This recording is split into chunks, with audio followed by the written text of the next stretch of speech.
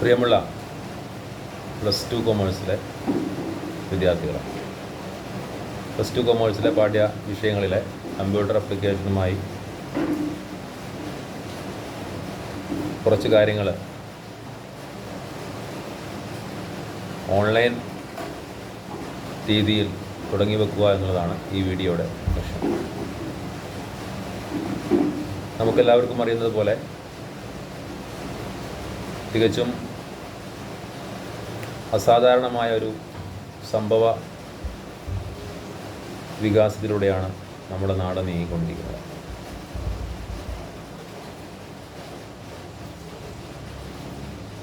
സ്കൂളുകൾ തുറന്ന്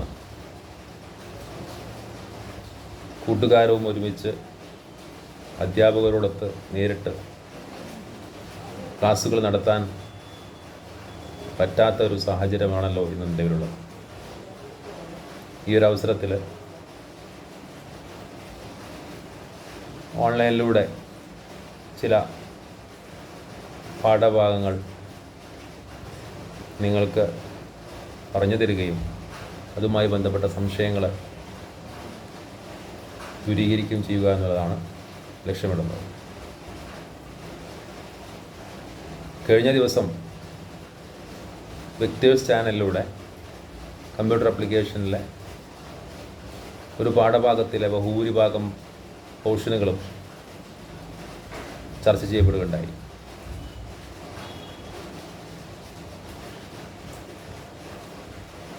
നമുക്കറിയാം, +1 കമ്പ്യൂട്ടർ സയൻസിൽ കമ്പ്യൂട്ടർ ആപ്ലിക്കേഷനിൽ പഠിക്കുന്ന C++ൻ്റെ പാഠഭാഗങ്ങളെക്കുറിച്ചായിരുന്നു ചർച്ച. നമുക്ക് പഠിക്കാനുള്ള +2 പഠിക്കാനുള്ളതും ആ പാഠഭാഗങ്ങളെക്കുറിച്ചാണ്. നമ്മുടെ വിഷയത്തിലേക്ക് കിടക്കുന്നതിന് മുമ്പായിട്ട് ഞാൻ രാവിലെ ഒരു പോസ്റ്റ് നിങ്ങൾക്ക് ചെയ്തിരുന്നു. പഠിക്കുന്നതിന് പ്രീറിക്വസ്റ്റായിട്ട് വേണ്ട ഒരു ഘടകമാണ് എല്ലാവരുടെ കയ്യിലും ബുക്ക് ഉണ്ടാകുക എന്നുള്ളത്.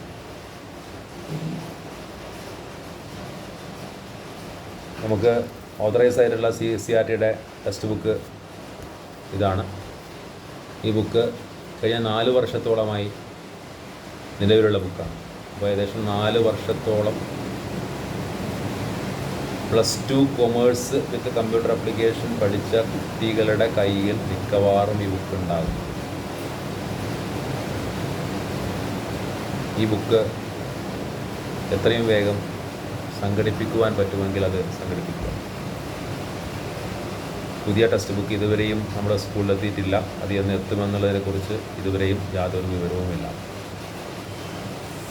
പിന്നെ ഇംഗ്ലീഷിലുള്ള ഈ ടെക്സ്റ്റ് ബുക്ക് പഠിക്കുവാൻ ബുദ്ധിമുട്ടുള്ളവർക്ക് SCRTയുടെ ഈ ബുക്കിൻ്റെ അതേ ട്രാൻസ്ലേഷനോടുള്ള മലയാളം ബുക്കും അവൈലബിൾ ആണ്. ഈ മലയാളം ബുക്ക്, അതാണ് ഞാൻ പറഞ്ഞത്, മലയാളം ബുക്ക് ആവശ്യമുള്ളവരുണ്ടെങ്കിൽ അവരുടെ പേര് വിവരങ്ങൾ എൻ്റെ വാട്സപ്പിലൂടെ അറിയിക്കുക എന്നുള്ളത്. നമുക്ക് ഏകദേശം ഒരു എണ്ണം കിട്ടുകയാണെങ്കിൽ ആ ബുക്കിന് ഓർഡർ കൊടുക്കാൻ പറ്റും. SCRTയുടെ ബുക്കിന്, ഇംഗ്ലീഷ് ബുക്കിന് നമുക്ക് ഓർഡർ കൊടുത്ത് വരുത്താൻ പറ്റില്ല. അത് സ്കൂൾ ലെവലിൽ ഇൻറ്റൻറ്റ് ചെയ്തുകൊണ്ട് മാത്രമേ വരുത്താൻ പറ്റുകയുള്ളൂ. അതിന് ചിലപ്പോൾ കുറച്ച് ദിവസങ്ങൾ കൂടി കാത്തിരിക്കേണ്ടതായി വന്നേക്കാം. മലയാളം ബുക്കിന് അതിൻ്റെ താമസം ഉണ്ടാകില്ല. കൃത്യമായ എണ്ണം കിട്ടിയാൽ മാത്രം മതി. പക്ഷേ റെക്കമെൻഡ് ചെയ്യുന്നത് SCRTയുടെ ഇംഗ്ലീഷ് ബുക്ക് വാങ്ങിക്കുക എന്നുള്ളതാണ്. +2 നമുക്ക് പ്രധാനമായും 11 പാഠങ്ങളാണ് നമുക്ക് പഠിക്കാനുള്ളത്. +2 ബുക്ക് കൈവശമുണ്ടെങ്കിൽ അത് തുറന്നു നോക്കി അറിയാൻ പറ്റും. 11 പാഠഭാഗങ്ങൾ നമുക്ക് പഠിക്കാം. +1 നമുക്ക് ബഹുഭൂരിഭാഗം എന്നല്ല, എല്ലാ പാഠങ്ങളും പ്രാക്ടിക്കലില്ലാത്ത പാഠങ്ങളാണ്, തിയറി ഓറിയൻ്റഡ്. ഇനി പ്രാക്ടിക്കലുള്ള വിഷയങ്ങളിൽ തന്നെ ജസ്റ്റ് തിയറിയറ്റിക്കലായി പറഞ്ഞു തീർക്കുന്നതാണ്. ഇപ്രാവശ്യം അതല്ല. ഈ വർഷം നമുക്ക് +2 പ്രാക്ടിക്കൽ ഉണ്ട്.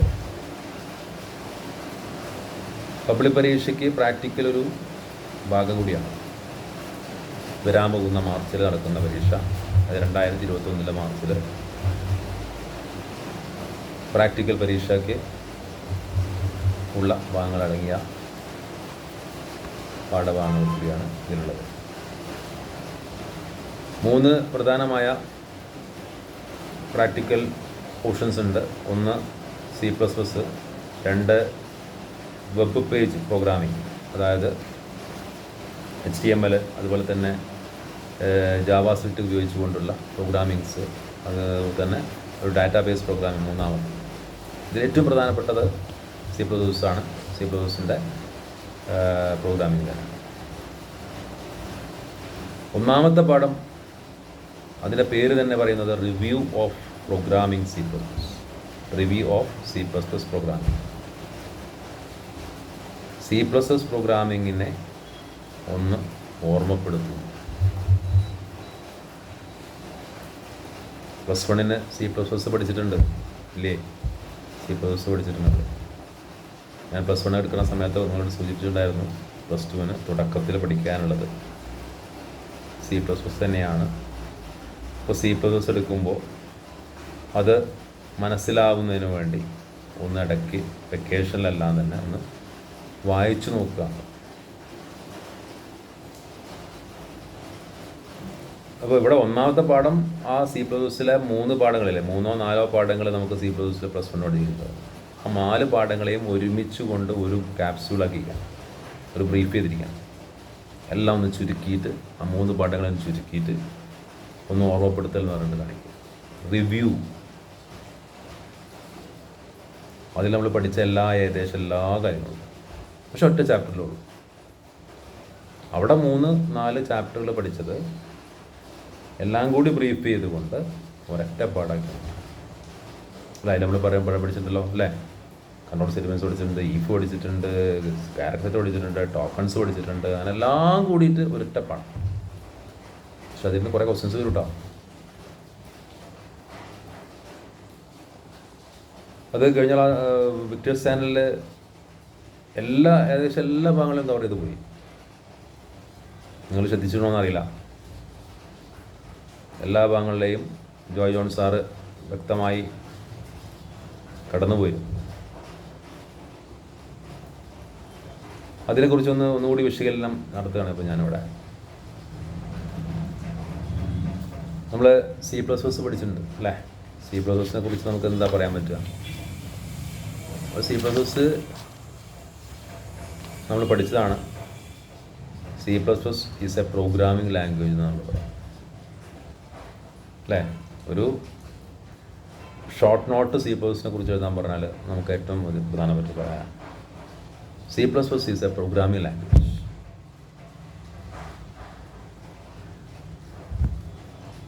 എന്താ ഈ ലാംഗ്വേജ് എന്ന് പറഞ്ഞാൽ? നമുക്കറിയാലോ, നമ്മൾ ഒരുപാട് ലാംഗ്വേജ് നമ്മുടെ ഈ ലോകത്തുണ്ട്. ഇംഗ്ലീഷുണ്ട്, മലയാളമുണ്ട്, ഹിന്ദി ഉണ്ട്, തമിഴുണ്ട് അല്ലേ? എന്തിനാണ് ഈ ലാംഗ്വേജ് ഒക്കെ ഉപയോഗിക്കുന്നത്? എന്തിനാണ്? നിങ്ങൾ പറയും, ഫോർ കമ്മ്യൂണിക്കേഷൻ അല്ലേ? ആശയവിനിമയത്തിൽ 2 പേർക്ക് അല്ലെങ്കിൽ ഒന്നിലധികം പേർക്ക് ആശയങ്ങൾ കൈമാറ്റം ചെയ്യുന്നതിന് ഉപയോഗിക്കുന്ന ഒരു മീഡിയമാണ്. It is a language is used for communication purpose. Then, what is programming language? Programming language എന്നുള്ള ആ ഒരു കാര്യത്തിനെ നമുക്ക് നിർവചിക്കാവുന്ന എങ്ങനെയാണ്? Programming language is a language for communicating between computer and human beings. കമ്പ്യൂട്ടറും മനുഷ്യരും തമ്മിലുള്ള ആശയവിനിമയം സാധ്യമാക്കാൻ ഉപയോഗിക്കുന്ന ഒരു മീഡിയം. കമ്പ്യൂട്ടറും മനുഷ്യരും തമ്മിലുള്ള കമ്മ്യൂണിക്കേഷന് സഹായിക്കുന്ന ഒരു ലാംഗ്വേജാണ് കമ്പ്യൂട്ടർ ലാംഗ്വേജ് അല്ലേ? മനുഷ്യർ പരസ്പരം കമ്മ്യൂണിക്കേഷൻ ഉപയോഗിക്കുന്നതാണ് ലാംഗ്വേജ്. ഇപ്പോൾ ലാംഗ്വേജ് ഇപ്പോൾ എനിക്ക് ഇംഗ്ലീഷ് അറിയില്ല, മറ്റൊരു ഇംഗ്ലീഷ് അറിയാം. അപ്പോൾ ഞാൻ ഇംഗ്ലീഷ് പഠിക്കാൻ പോകുമ്പോൾ ഞാൻ ആദ്യമായിട്ട് പഠിക്കുന്ന ഒരു കാര്യമുണ്ട്. ഏതാണ്? ഇംഗ്ലീഷിലെ അക്ഷരമാലകൾ അല്ലേ? ഒരു LKG ചേർന്ന ഒരു കുട്ടീനെ, അല്ല LKG പഠിക്കുന്ന ഒരു കുട്ടീനെ ആദ്യം പഠിപ്പിക്കുന്നത് ആൽഫബറ്റ്സ് ആണ്, അല്ലെങ്കിൽ അക്ഷരമാലയാണ് അല്ലേ? അക്ഷരമാലയിലെ ആദ്യത്തെ ഭാഗം അല്ലെ? എന്ന് എഴുതാൻ പഠിപ്പിക്കും, അല്ലെ? A പഠിപ്പിക്കും, B പഠിപ്പിക്കും, അങ്ങനെ A to Z. ഇവിടെ അതാണ് പ്രോഗ്രാമിംഗ് ലാംഗ്വേജിലും കുറേ അക്ഷരമാലയുണ്ട്. ആ ലാംഗ്വേജിൽ അടങ്ങിയിട്ടുള്ള അക്ഷരങ്ങളുടെ കൂട്ടം ഏതൊക്കെ അനുവദിക്കാൻ പറ്റും, ഏതൊക്കെയാണ് അതിൽ ഉൾക്കൊള്ളുന്നത്, അതാണ് അക്ഷരമാലയാണ് ഉദ്ദേശിക്കുന്നത്. ഒരു ലാംഗ്വേജിൽ കൊടുക്കുവാൻ അല്ല ഉപയോഗിക്കാൻ പറ്റുന്ന അക്ഷരങ്ങളേവാ, that is known as character set. Character set എന്ന് പറയുന്നത്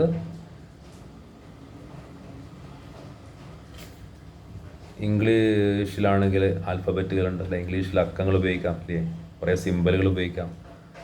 ഇവിടെയും പ്രോഗ്രാമിംഗ് ലാംഗ്വേജിൽ അങ്ങനെ തന്നെയാണ്. C++ എന്നുള്ള പ്രോഗ്രാമിംഗ് ലാംഗ്വേജിൽ ഉപയോഗിക്കാവുന്ന ഒരു ആണ്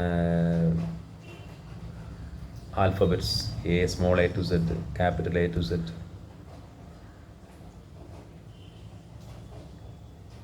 പിന്നെ അക്കങ്ങൾ ഉപയോഗിക്കാം, 0 മുതൽ 9 വരെയുള്ള അക്കങ്ങൾ ഉപയോഗിക്കാം നമ്മുടെ ആവശ്യാനുസരണം.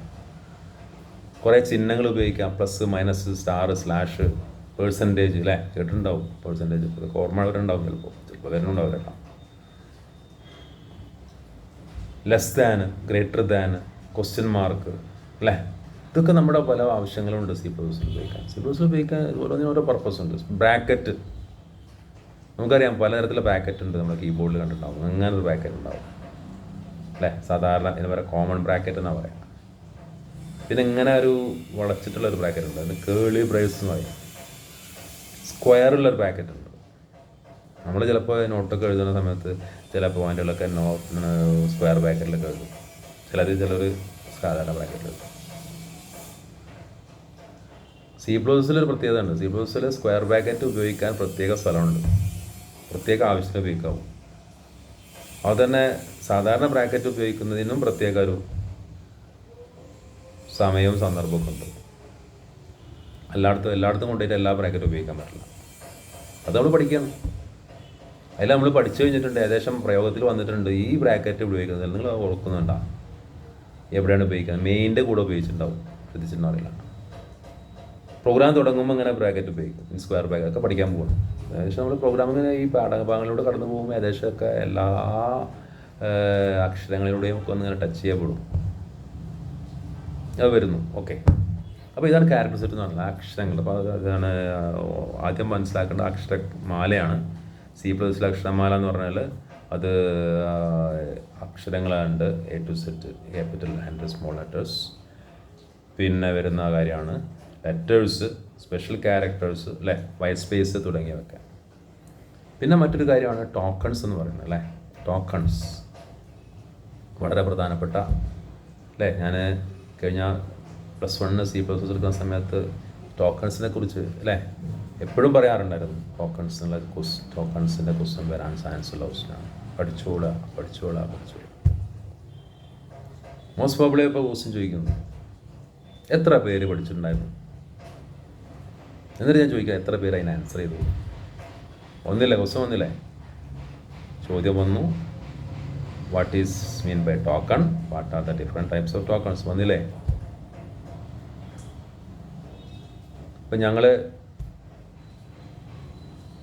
വാല്യുവേഷനിലാണ്. വാല്യുവേഷന് ഇന്ന് ബ്രേക്കാണ്.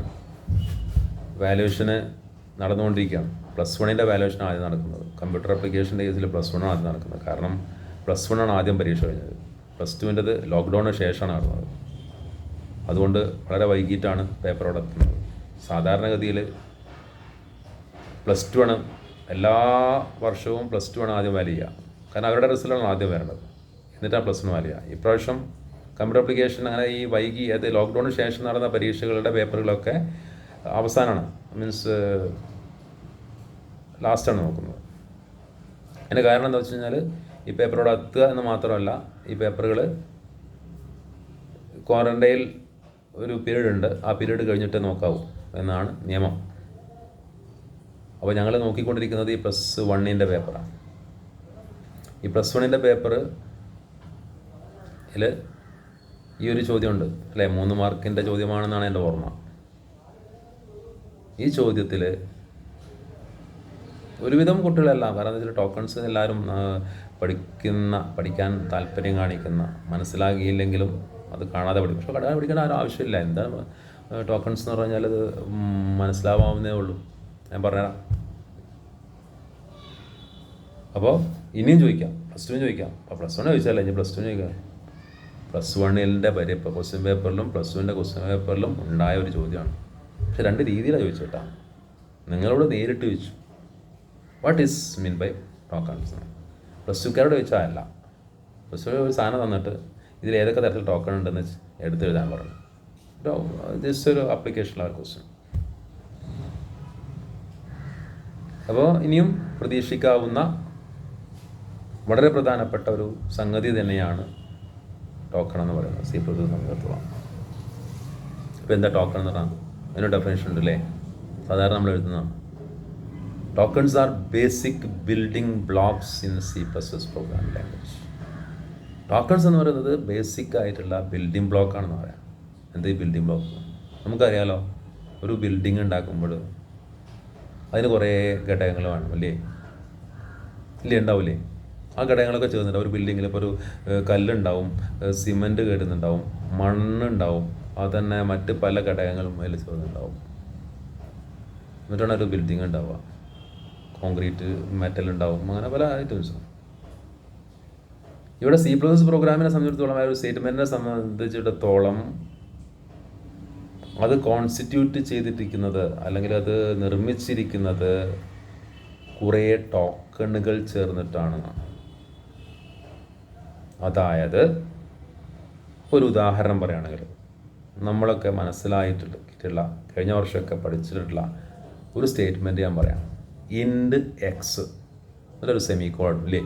ഇൻഡ് എക്സ് സെമിക്കോളൻ C++ലെ ഒരു സാധാരണ ഒരു വാചകമാണത്. ഇൻഡ് എക്സ് സെമിക്കോളൻ. ഈ ഒരു വാചകത്തിൽ കുറേ ടോക്കൺസ് ഉണ്ട്. ഇപ്പോൾ ഇൻഡ് എന്ന് പറയുന്നൊരു ടോക്കണാണ്, എക്സ് എന്ന് പറയുന്ന ടോക്കണാണ്, സെമിക്കോളൻ എന്ന് പറയുന്ന ടോക്കണാണ്. എന്നാൽ ഓരോ ടോക്കണും ഓരോ കാറ്റഗറിയിൽപ്പെട്ടതാണ്, ഓരോ വിഭാഗം. നമുക്കറിയാം ടോക്കൺസ് 5 വിഭാഗമുണ്ട്. ടോക്കൺസ് 5 വിഭാഗമുണ്ട്. ഇപ്പോൾ ഇൻഡ് എന്ന് പറയുന്ന ഒരു വിഭാഗത്തിൽപ്പെട്ടതാ, എക്സ് എന്ന് പറയുന്ന ഒരു വിഭാഗത്തിൽപ്പെട്ടതാ, സെമിക്കോളൻ വേറൊരു വിഭാഗത്തിൽപ്പെട്ടതാ. അപ്പോൾ ഇത് ഏതൊക്കെ വിഭാഗം? അപ്പോൾ നമുക്ക് ടോക്കണിനെ ഒന്ന് ഡിഫൈൻ ചെയ്യുന്നത്, tokens are basic building blocks of programming. They are classified into 5 types. That means tokens are classified into 5 types. Keywords. Second one, identifiers. Third one, literals, punctuators, operators. അല്ലേ? 5 തരത്തിലുള്ള ടോക്കണുകളാണുള്ളത് C++ൽ. ഒന്നാമത്തെ token keyword, 2 identifier, 3 literals, 4 punctuators, 5 operators. ഇപ്പോൾ ഞാൻ നേരത്തെ പറഞ്ഞ വാചകം ഇൻഡ് X semicolon, ഈ ഇൻഡ് എന്ന് പറയുന്ന ഒരു ടോക്കണാന്ന് പറഞ്ഞു. ഏത് വിഭാഗത്തിൽപ്പെട്ടാന്ന് പറയാൻ പറ്റുമോ നിങ്ങൾക്ക്? ഒന്ന് ആലോചിച്ച് നോക്കുക. നിങ്ങൾ ഇൻഡ് എന്നുള്ളത് നിങ്ങൾ പഠിച്ചുള്ളതാണ്. ഇൻഡ് എന്ന് പറയുന്നത് കീവേഡ് എന്ന് വിഭാഗത്തിൽപ്പെട്ടതാണ്.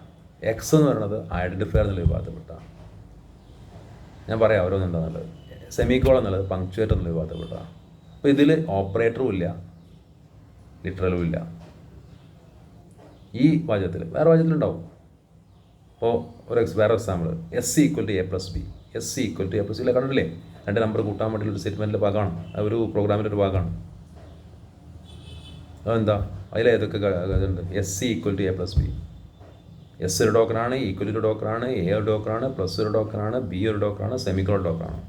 എന്നാൽ ഇതിൽ എസ്, എ, ബി എന്ന 3 കാര്യങ്ങളും ഒരു ടോക്കണിൽ വരുന്നതാണ്. പ്ലസ്സും ഈക്വൽറ്റും ഒരു കാറ്റഗറി വരുന്ന, സെമിക്കോളൻ മറ്റൊരു കാറ്റഗറി വരുന്ന. നമ്മൾ നേരത്തെ പറഞ്ഞത് തന്നെ. ഏതാ? എസ്സും എയും ബിയും ഐഡൻറ്റിഫയർ, പ്ലസ്സും ഈക്വൽറ്റും ഓപ്പറേറ്റർ, സെമിക്കോളൻ പങ്ക്ച്വേറ്റർ. അല്ലേ? അപ്പോൾ നമുക്ക് ഈ C++ൽ ഇപ്പോൾ ഈ +2ൻ്റെ പരീക്ഷയ്ക്ക് ചോദിച്ചാൽ ഇതേപോലെ ഒരു സ്റ്റേറ്റ്മെൻറ്റ് തരും, ഇത് ഏതൊക്കെ വിഭാഗത്തിൽ പെടുന്നതാണെന്ന് പറയാൻ പറഞ്ഞു. അപ്പോൾ ആ കുട്ടിക്ക് ടോക്കൺ എന്താണെന്നും ടോക്കണുകൾ ഏതൊക്കെ കാറ്റഗറി ആണെന്നും ഏതൊക്കെ ഇതിലാണെന്നുള്ളതും വ്യക്തമായി അറിഞ്ഞവർക്ക് എഴുതാൻ പറ്റും. ആപ്ലിക്കേഷൻ ലെവൽ ക്വസ്റ്റ്യൻ ആണ് വരും.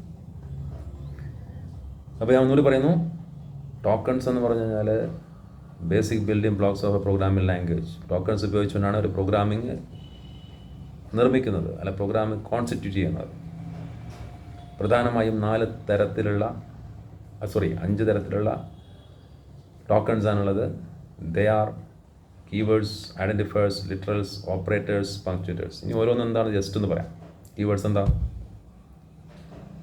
കീവേഡ്സിനെ ഒറ്റ വാക്കിൽ നിർവചിക്കുന്നത്, കീവേഡ്സ് എന്ന് പറഞ്ഞാൽ കീവേഡ്സ് ആർ റിസർവ്ഡ് വേർഡ്സ് എന്നാണ് പറയാം. റിസർവ്ഡ് വേർഡ്സ് എന്താ? റിസർവ്ഡ് വേർഡ്സ് റിസർവ് ചെയ്തിരിക്കുക, കുറേ വാക്കുകളാണ്. അപ്പോൾ നമുക്കറിയാം ഇംഗ്ലീഷിൽ ഇരിക്കുക എന്നുള്ളതിന് വാക്കെന്താ? എന്താ പറയുക? സിറ്റ് എന്ന് പറയും അല്ലേ? ഓടുക എന്നുള്ളതിന് റൺ എന്ന് പറയും. എഴുതുക എന്നുള്ളത് റൈറ്റ് എന്ന് പറയും. ആ റൈറ്റ് എന്ന് പറഞ്ഞു കഴിഞ്ഞാൽ എഴുതുക എന്ന് അർത്ഥം. WRITE എന്ന് പറഞ്ഞാൽ എഴുതുക എന്നർത്ഥം. അതിന് വേറെ അർത്ഥമില്ല, വേറൊരു. അതേപോലെയാണ് C++ൽ ചില വാക്കുകൾ ചില കാര്യങ്ങൾക്ക് റിസർവ് ചെയ്തിരിക്കുകയാണ്. മനസ്സിലായി? അങ്ങനെയുള്ള പദം. അപ്പോൾ ഇൻഡ് എന്ന് പറഞ്ഞാൽ ഇൻറ്റിജർ നമ്പറിനാണ്. ഫ്ലോട്ട് എന്ന് പറഞ്ഞാൽ ഫ്ലോട്ടിംഗ് പോയിന്റ് നമ്പറിനാണ്. ഈഫ് എന്ന് പറഞ്ഞാൽ ചെക്കിങ്ങിനാണ്. പഠിച്ചില്ലേ? ഈഫ് ഓർക്കുക, വരുന്നുണ്ട് നമുക്ക് അല്ലേ? സ്വിച്ച് അല്ലേ? ഫോർ ലൂപ്പ്, ഇതൊക്കെ ഉണ്ട്. ഇതൊക്കെ ഓരോ വാക്കുകളാണ്. അതൊക്കെ ഇന്ന ആവശ്യങ്ങൾക്ക് വേണ്ടിയാണ്. അങ്ങനെയുള്ള പദങ്ങളെ പറയുന്നതാണ് കീവേഡ് എന്ന് പറയുന്നത്. വേറെ ഒന്ന് ഐഡൻറ്റിഫയർ എന്ന് പറഞ്ഞാൽ ഇപ്പോൾ നമ്മൾ നേരത്തെ ഇൻഡെക്സ് എക്സ് ഐഡൻറ്റിഫയറാണ്. യൂസർ ഡിഫൈൻ ചെയ്യുന്ന വാക്കാണ് എന്ന് പറഞ്ഞാൽ നമ്മളെപ്പോലെ പ്രോഗ്രാം എഴുതുമ്പോൾ നമ്മുടെ ആവശ്യാനുസരണം നമ്മൾ കൊടുക്കുന്ന വാക്ക്. S=A+B, എസ് എന്ന് കൊടുത്തത് ഞാനാണ്. ഇനി എസ്സിന് വരെ സമ്മെന്ന് ആക്കാം, എക്ക് വരെ വേറെ എന്തെങ്കിലും ആക്കാം. അപ്പോൾ നമ്മുടെ ആവശ്യാനുസരണം മെമ്മറി ലൊക്കേഷൻ കൊടുക്കുന്ന പേരുകളാണ് ശരിക്കും പറഞ്ഞാൽ എന്ത്? ഈ ഐഡൻറ്റിഫൈ എന്ന് പറയുക. User defined words to identify memory ലൊക്കേഷന് നിൽക്കുന്ന പേരുകളാണ് ശരിക്കും പറഞ്ഞാൽ. ഫംഗ്ഷൻ്റെ പേരും അത് തന്നെ ഇതൊക്കെ പറയും, അതടക്കട്ടെ. പിന്നെ വേറെ ഒന്നല്ല ലിറ്ററൽസ്. എന്താ ലിറ്ററൽസ് എന്ന് പറഞ്ഞാൽ കോൺസ്റ്റൻസ് എന്നർത്ഥം. ആക്ച്വൽ മീനിങ് അതാണ്. സ്ഥിരമായത്